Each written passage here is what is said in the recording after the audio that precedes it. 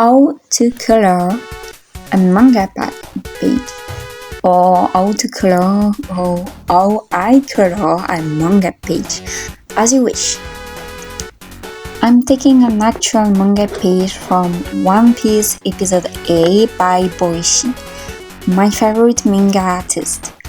But that can not only be from an already made manga, it can also be from a manga you're creating yourself. But you want to add colors. Well, let's do that together, shall we? If you already created a page, layout should be done transparent, so you don't have to worry about that. First, you must import your manga page. If it's not already here, then click on the second button.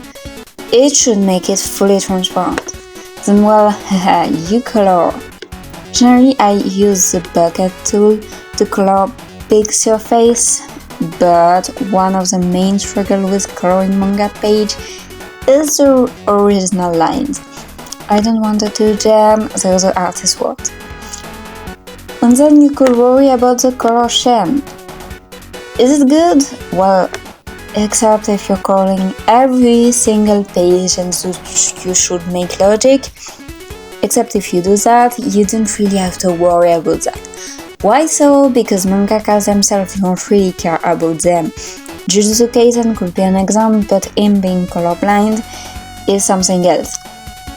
One of the most notable examples to me remains Ranma 1.5 by Rumiko Takashi, where Ranma can be brown-haired, black-haired, pink-haired, purple-haired, red-haired, blue-haired.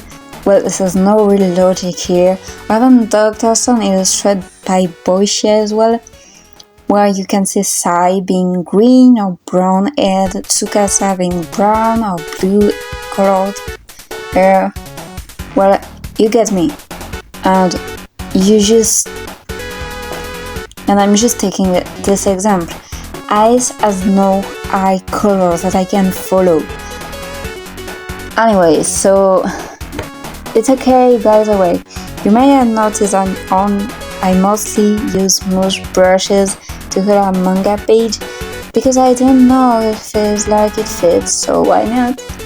Another struggle with the original lines again is when the black lines takes almost all the shape. I just try to find light source to colors because I want to keep them as they are. And then the skin being pretty important, I mostly use 4 colors to draw skin. At least manga skin. For way more details, it'd be more colors there. But there you are. If you want to draw a white character, I usually pick those 4 colors here because they fit. The first for the base, the second for the shadings, the third for the darker parts, the fourth for the blushes, lips, cheeks, nose, ears. Even if a character don't blush, they need those. Because it's just a reflection of the red blood under your skin. If your character has blue blood, their blush would be blue.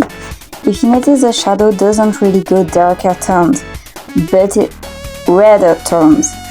It makes the color more realistic. As for the eyes, it's not a grayish but a bluish shading. For the other skin tones, I am pretty sure the shadow part was the same. Not darker tones but redder tones, trust the process.